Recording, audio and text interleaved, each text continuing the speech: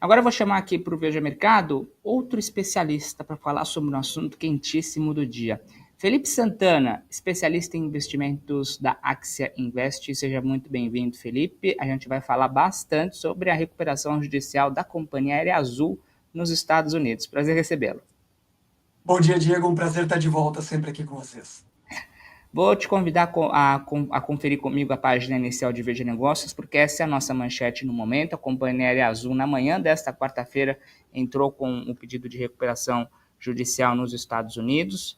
Só porque eu falei, trocou, mas aqui na página inicial de Veja ainda está em destaque. A Azul entrou em recuperação para bater mais de 2 bilhões de dólares em dívidas. Esse processo aconteceu hoje e a companhia vem amparada por um pacote de financiamento de 1,6 bilhão de dólares. A gente está aqui com todos os detalhes e daqui a pouquinho eu vou desdobrar toda essa repercussão. Mas a minha primeira questão para você, Felipe, a gente vem desde a pandemia com a Latam em recuperação judicial nos Estados Unidos, entrou, saiu. A Gol com recuperação judicial nos Estados Unidos, entrou, está em vias de sair. E agora a Azul, as três grandes companhias aéreas, sem falar da Voipes, que teve a tragédia aqui em São Paulo, também tem recuperação judicial no Brasil. Isso te mostra que o setor aéreo aqui no Brasil, quando a gente fala em investimentos, mas vai até mais além, em ambiente de negócios, é um risco, é um perigo danado?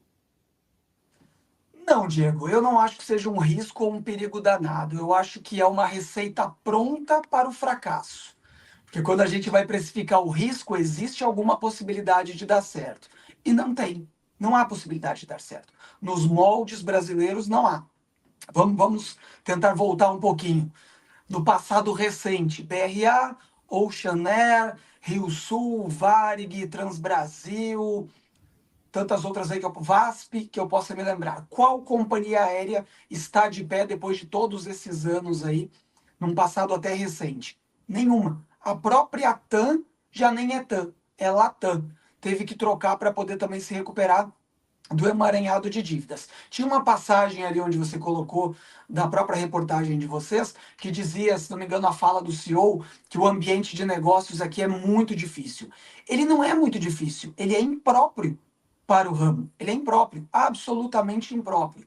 Não há como uma companhia aérea dar certo no Brasil no molde brasileiro. Básico. Nós temos, acho que uns 80 ou 90% desse custo operacional em dólares, um câmbio bastante agressivo numa moeda brasileira, e nós temos também uma receita absolutamente em reais. Essa conta não vai fechar nunca.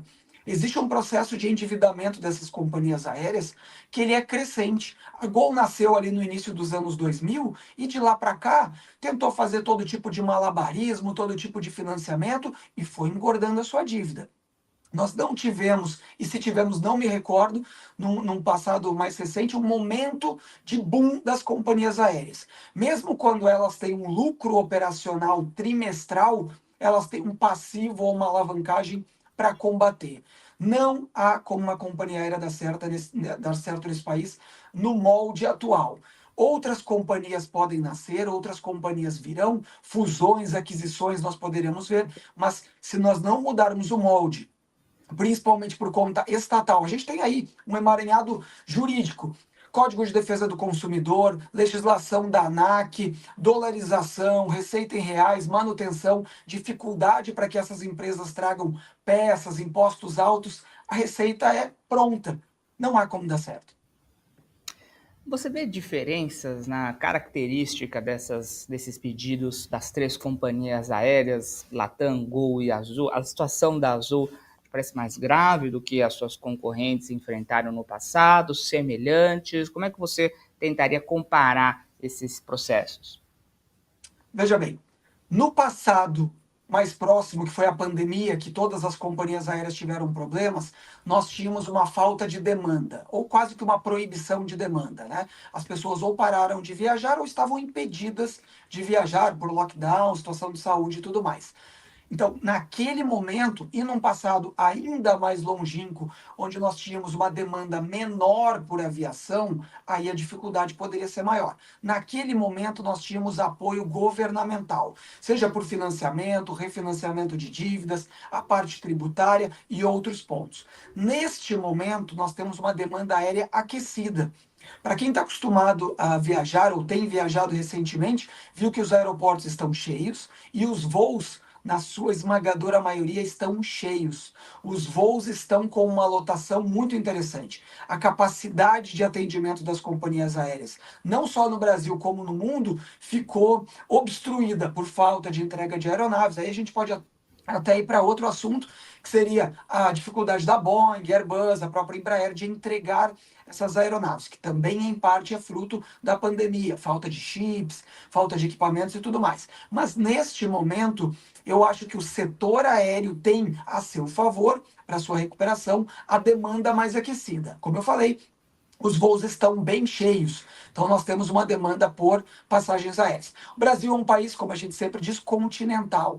É muito difícil que uma pessoa pegue um ônibus em Porto Alegre e vá até Manaus, por exemplo. É possível, mas é improvável. Nós temos uma demanda e precisamos do transporte aéreo. Transporte aéreo de carga nem se fala. Cargas perecíveis, vacinas, medicamentos, órgãos, que é uma coisa que o Brasil está lá na ponta lá do transplante de órgãos, que também são por transporte aéreo. Portanto, a nosso favor, um transporte aquecido e uma possibilidade de aquecê-lo ainda mais.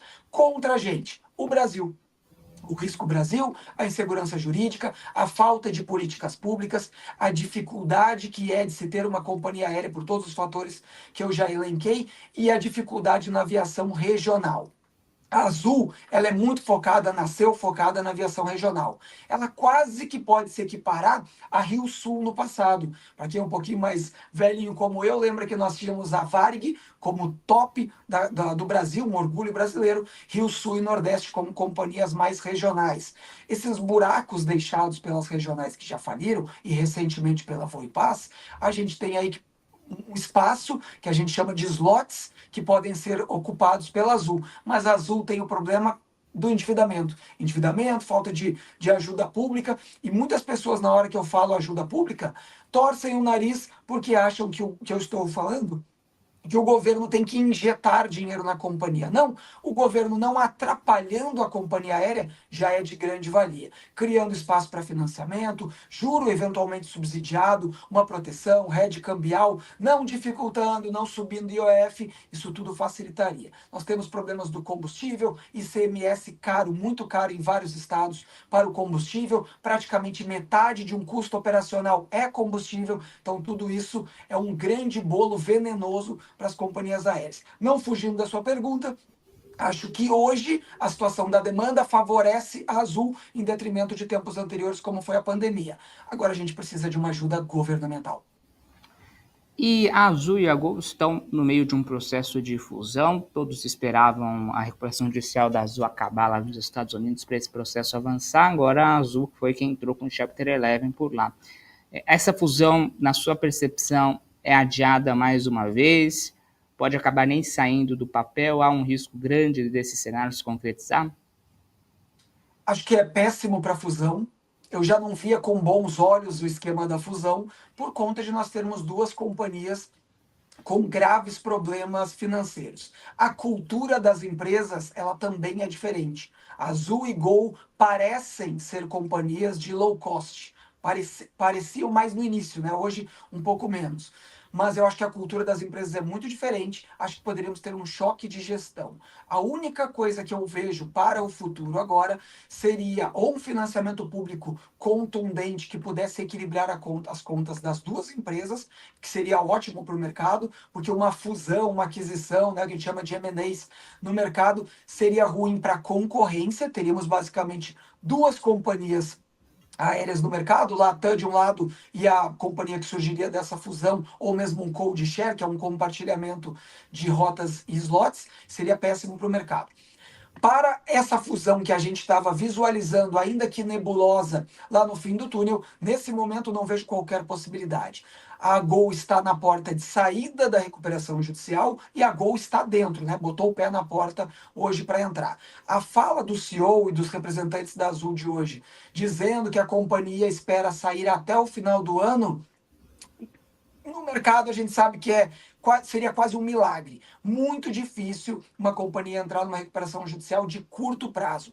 Quando ela entra, ela já precifica um impacto super negativo nas suas ações.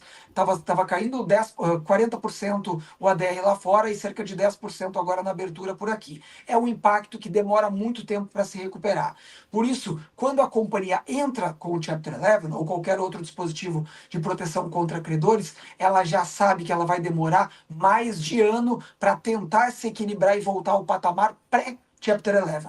A menos que aconteça, como já está se aventando, uma capitalização por parte da American Airlines ou da United, ou algum grande investidor que queira colocar o seu dinheiro nesse buraco, que é um buraco, né? Nesse momento aí, um rombo que nós temos na companhia, eu não vejo qualquer intenção, qualquer possibilidade de uma fusão. O que pode acontecer, Diego, é mais ou menos o que aconteceu com a Gol e com a Varig, lá quando a Varig estava muito mal das pernas, lá por 2003, 2004, 2005, que seria o governo incentivar algum tipo de fusão com base em algum benefício fiscal, algum pacote, financiamento através do BNDES ou coisa que o valha, aí eu acredito. Em condições normais de mercado, é praticamente impossível. A capitalização recente da Gol foi, não diria um fiasco, mas foi muito aquém daquilo que se esperava. O apetite ao risco dos investidores do mercado tradicional por companhias aéreas no Brasil, enquanto não se mudar o molde brasileiro,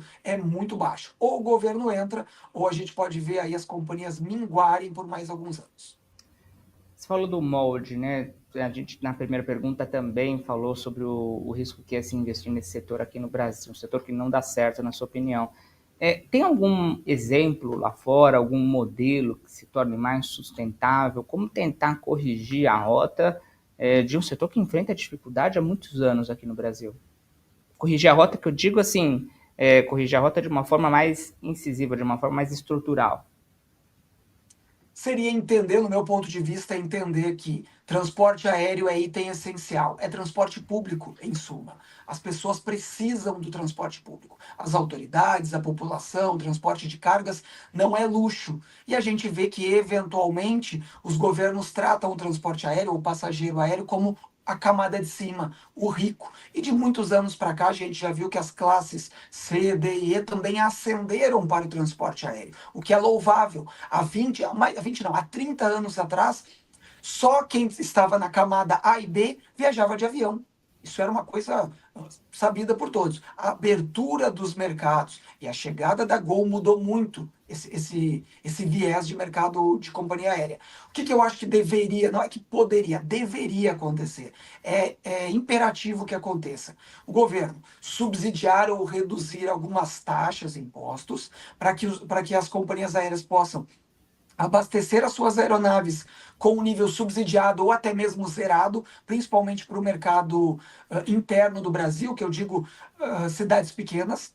Nós temos cidades como, por exemplo, a Serra Gaúcha, que tem um aeroporto lá. A própria Azul tentou fazer, através da Azul Conecta, uma rede para interligar Gramado, Canela, zonas que geram muito dinheiro para o país e para a região sul em matéria de turismo. Tentou fazer lá uma entrada, né, um aeroporto para poder levar os passageiros turísticos para lá. Não conseguiu. Durou muito pouco esse pacote. Por quê? Não tem incentivo fiscal, não tem nem posto de abastecimento, o ICMS é muito caro e não há viabilidade econômica. O Brasil precisa entender, o câmbio afeta demais, o ICMS afeta demais e toda a conjuntura de impostos e a conjuntura legal para o passageiro, regras, judicialização excessiva, as empresas aéreas têm um passivo jurídico, judicial, bilionário. Pessoas que perdem um voo, pessoas que atrasam 15 minutos, tudo isso é importante. A gente só não pode transformar isso em um passivo bilionário que vá quebrar a empresa. Precisamos negociar. Se o Brasil não tem infraestrutura para garantir que as companhias não atrasem, tenham seus abastecimentos, tenham seus voos que possam operar em horários alternativos, isso pode diminuir também a judicialização. Para você ter uma ideia e não me estender tanto, Congonhas tem uma regulação, uma regulamentação de horário. E nós já vimos várias vezes os aviões já taxiando ou mesmo já alinhados para decolar e ter que retornar porque passou um segundo, exatamente um segundo do horário legal, do horário limite definido aí pelo judiciário por conta da associação de moradores, que se esquecem que o aeroporto chegou primeiro que os moradores. Toda vez que o governo ou a iniciativa privada colocar um aeroporto em determinada área, essa área vai se desenvolver em infraestrutura. Mas nós precisamos entender que tirar um avião de Congonhas com um segundo além do horário permitido, que se não me engano é 10 ou 11 horas da noite, se não me engano nesse momento, faz com que esse avião retorne, tenha que pagar hospedagem para todos os passageiros, eventualmente tenha que indenizar esses passageiros que perderam compromissos, alimentação, realocação. Isso pode gerar um prejuízo milionário todos os meses. Ajudar as companhias aéreas não é dar dinheiro, é dar condições para que essas companhias se desenvolvam.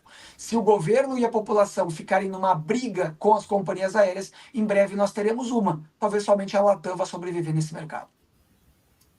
Felipe Santana, especialista em investimentos da Axie Invest, muito obrigado pela participação, gostei do papo. Volte sempre, sempre muito bem-vindo aqui. Um grande abraço, Diego. Obrigado pela oportunidade.